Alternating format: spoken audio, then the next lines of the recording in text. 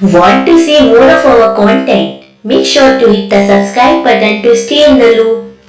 कार्यक्रम आपका पत्र मिला सुनने वाले सभी श्रोताओं को संकल्प मिश्रा का प्यार भरा नमस्कार। नमस्कार संकल्प जी, और कार्यक्रम सुन रहे सभी श्रोताओं को मेरी ओर से भी नमस्कार। तो कल्पना जी, आज हम फिर से एक बार हाजिर हुए हैं कार्यक्रम आपका पत्र मिला लेकर के। तो देर न करते हुए सबसे पहले आज का पहला पत्र ले लेते हैं। कार्यक्रम में पहला पत्र हमें लिखते हैं मिसबा शमसी नगीना, जिला बिजनौर, यूपी से लिखते हैं कि पूरे आकाशवाणी परिवार को मेरा सलाम। कैसे हैं आप सब?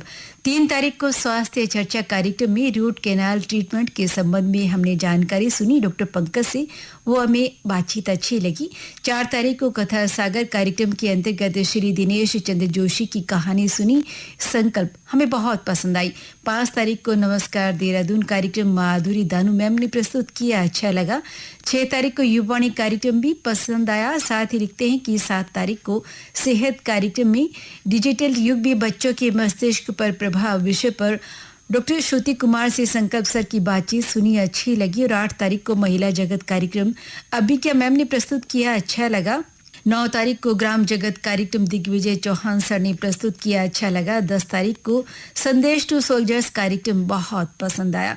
मुझे आकाशवाणी देहरादून के सभी कार्यक्रम बहुत पसंद आते हैं। बहुत ही अच्छा लगा ये सुन करके कि आपने कितने विस्तार पूर्वक हर दिन जो भी कार्यक्रम आपको पसंद आया उसको आपने न सिर्फ सुना है बल्कि उसमें क्या आपको पसंद आया है वो हमें फीडबैक के तौर पर इस व्हाट्सएप मैसेज से लिख करके भेजा है।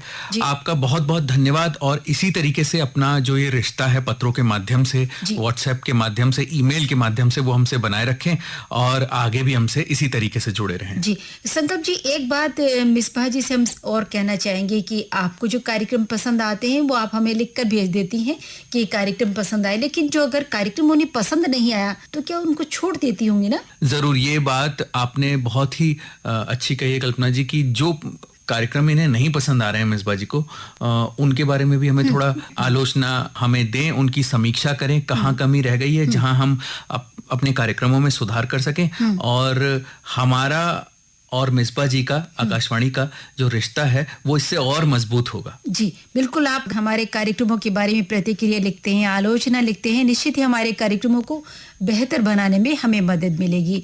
धन्यवाद मिसबा जी के लिए। और कार्यक्रम में ये अगला पत्र हमें लिखते हैं गांव खोखरा वाली अनूपगढ़ से हैं विनोद बारासा, विशाल बारासा और साथ में है विकास बारासा। लिखते हैं कि नमस्कार सर, मैं आकाशवाणी देहरादून की प्रोग्राम हमेशा सुनता हूँ, कार्यक्रम में मैसेज भी भेजता हूं, पर कभी कभी प्रोग्राम में हमारे मैसेज शामिल नहीं किए जाते। हम राजस्थान में रहकर भी आपके कार्यक्रमों को सुनते हैं।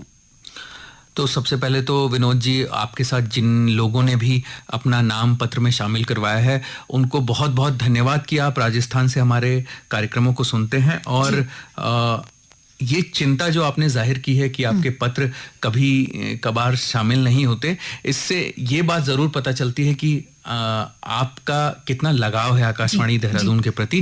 निश्चित ही देखिए, आज आपकी ये शिकायत दूर हुई होगी।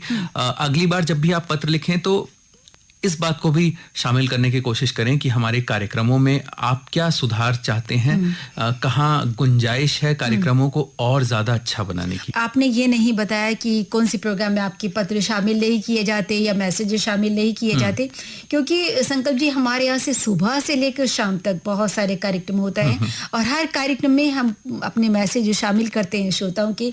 और कौन सी प्रोग्राम की बात कर रहे हैं, कौन से प्रोग्राम का जिक्र कर रहे हैं, हमें जरूर लिखे। एक शब्द और लिखिए संकल्प जी इन्होंने कि कभी कभार से मतलब हम क्या लगाएं, यानी कि कभी कभी देखिए, सबसे पहले तो विनोद जी आपको ये बताना चाहेंगे कि बहुत से मैसेज आते हैं आकाशवाणी में, बहुत से पत्र और ईमेल आते हैं, उसमें ये इस बात का निश्चय कर पाना कि किन पत्रों को हम शामिल करेंगे वो बहुत ही मुश्किल हो जाता है आकाशवाणी परिवार के लिए। लेकिन आपसे ये गुजारिश रहेगी हमारी कि थोड़ा धैर्य रखें। पत्रों में हो सकता है शामिल होने के लिए समय लगे, लेकिन अगर आप इसी तरीके से हमसे जुड़े रहेंगे तो जरूर ही आपकी जो ख्वाहिश है वो पूरी होगी। और कार्यक्रम में अगला मैसेज हमें लिखते हैं जलगांव जंक्शन से हैं डॉक्टर दिनेश काले। लिखते हैं कि पिछले शनिवार आपका पत्र मेला कार्यक्रम सुना, आप लोगों ने बढ़िया प्रस्तुत किया और लिखते हैं कार्यक्रम शुरू में हमें प्राप्त नहीं हुआ लेकिन बाद में हमें प्राप्त हुआ, लेकिन आपका प्रोग्राम की प्रस्तुति हमें अच्छी लगी, धन्यवाद।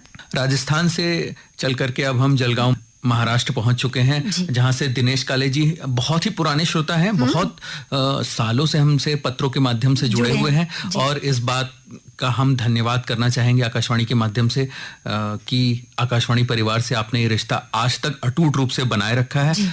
पिछले बार की आपका पत्र मिला कार्यक्रम की इन्होंने बात की, आपको सुनने में अच्छा लगा, इस बात का भी हमें हर्ष है और इसी तरीके से हमसे जुड़े रहें और कार्यक्रमों की समीक्षा भी जरूर लिखें। जी, कार्यक्रम में अगला मैसेज संकल्प जी लिखा तो है किसी ने मैसेज, लेकिन ये नहीं लिखा है कि किसने लिखा है और नए लिखने वालों ने जगह लिखी है कि कहाँ से इन्होंने मैसेज लिखा है, लेकिन मैसेज में क्या लिखा है मैं पढ़ देती हूँ। लिखते हैं कि मैं एक शोध छात्रा हूँ, मेरी रुचि एंकरिंग और स्टोरी टेलिंग में है। मैं अपने कौशल को विकसित करने और अपने अनुभव को साझा करने के लिए एक मंच की तलाश में हूँ। आकाशवाणी देहरादून की प्रतिष्ठा और इसके द्वारा प्रदान किए जाने वाले अवसरों के बारे में जानने के बाद मैं आपसे संपर्क करने का मैंने निर्णय लिया है। मैं आपसे अनुरोध करना चाहती हूँ कि आकाशवाणी देहरादून में एंकरिंग और स्टोरी टेलिंग के लिए कोई अवसर उपलब्ध है। मैं अपने शोध और अनुभव को साझा करने के लिए एक मंच की तलाश में हूँ और मुझे आकाशवाणी देहरादून के माध्यम से अपने कौशल को विकसित करने के लिए मंच मिलेगा, ऐसा मैं उत्सुक हूँ।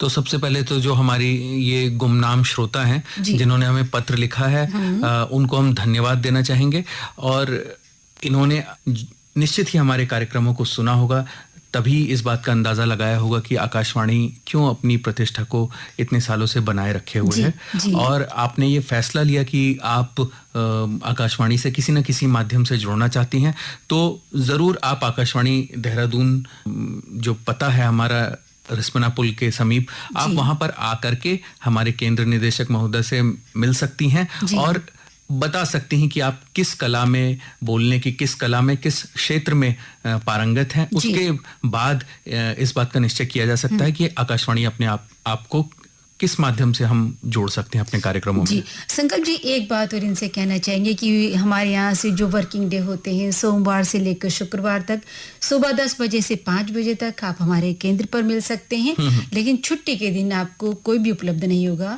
और किसी तरह का आप किसी से वार्तालाप भी नहीं कर पाएंगे। तो बस आपसे ये कहना चाहेंगे कि आप हमारे आकाशवाणी केंद्र आए वर्किंग डे में। और मैसेज के लिए धन्यवाद देते हुए कार्यक्रम में ये अगला पत्र हमें लिख भेजा है। आप हैं खटीमा उत्तराखंड से, मैसेज लिखते हैं जगदीश चंद्र पांडे। इन्होंने लिखा है कि आपके यहाँ से प्रसारित सभी कार्यक्रम हमें बहुत अच्छे लगते हैं और सभी कार्यक्रमों को सुनते हैं और उसमें हमारे मैसेज के माध्यम से हम प्रतिभाग भी करते हैं, लेकिन ये लिखते हैं कि स्वच्छता स्वस्थ जीवन की पहली सीढ़ी है और ये केवल सफाई नहीं बल्कि सोच और संस्कार का प्रतीक है। स्वच्छ वातावरण मनुष्य को रोगों से बचाता है, सकारात्मक ऊर्जा देता है। आकाशवाणी देहरादून ने अपने कार्यक्रमों के माध्यम से इस हित में संदेश घर घर तक पहुंचा रही है।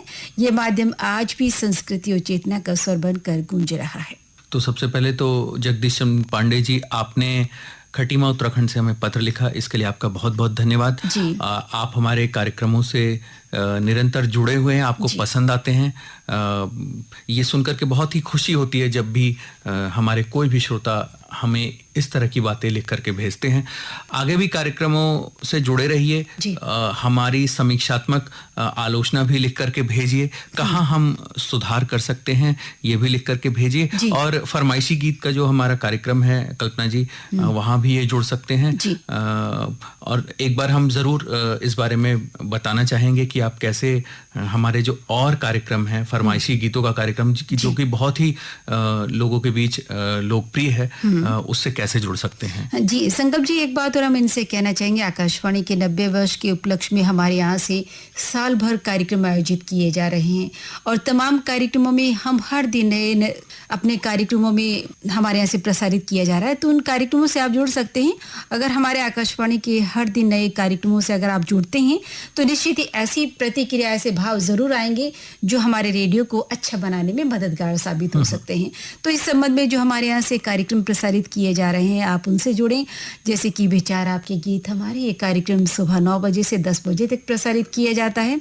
इसी तरह नमस्कार देहरादून कार्यक्रम से जुड़ सकते हैं। साथ ही हमारे यहाँ से मैसेज के बहाने गाने तराने कार्यक्रम भी प्रसारित किया जाता है और तमाम ऐसे कार्यक्रम है जिसमें हमारे श्रोता प्रतिभाग कर सकते हैं। तो हमारे श्रोता निश्चित ही अपने अगले पत्र में हमें लिखेंगे आपको हमारे यहाँ से कार्यक्रम जो प्रसारित किए जा रहे हैं वो कैसे लग रहे हैं और कितने पसंद आ रहे हैं और कैसे इन कार्यक्रमों को हम बेहतर बना सकते हैं। तो आज का ये कार्यक्रम अब यहीं संपन्न करें संकल्प जी? जी जरूर। अब इस कार्यक्रम को संपन्न करने की वैसे तो इच्छा नहीं हो रही है, लेकिन समय की पाबंदी है, इसलिए हमें अपने श्रोताओं से अब अनुमति लेनी पड़ेगी। लेकिन जाते जाते अपने श्रोताओं को आपका पत्र मिला कार्यक्रम का पता बता दें। हमारे श्रोता पता नोट करें, आपका पत्र मिला द्वारा केंद्र निदेशक आकाशवाणी देहरादून और पिन है 248001। साथ ही आप हमें अपने व्हाट्सएप के माध्यम से भी अपने मैसेज लिख सकते हैं। व्हाट्सएप नंबर है 7088000731 पर। लेकिन अपने श्रोताओं से चलते चलते एक बात और कहना चाहेंगे कि जो श्रोता पत्र नहीं लिख सकते हैं, मैसेज नहीं लिख सकते हैं, वो अपने ऑडियो रिकॉर्ड करके भी हमें मैसेज भेज सकते हैं आपका पत्र मिला कार्यक्रम में। यानी कि हमारा सीधा सा संबंध है अपने दृष्टि दिव्यांगजन श्रोता से जो कि पत्र लिखने में असमर्थ है या फिर मैसेज भेजने में असमर्थ है। तो उनके लिए व्हाट्सएप नंबर हम बता दें, वही नंबर है जो सभी के लिए है 7088000731 पर। तो इसी के साथ कार्यक्रम आपका पत्र मिला को संपन्न करने की मुझे यानी संकल्प मिश्रा को और कल्पना पंकज को दीजिए अनुमति। नमस्कार।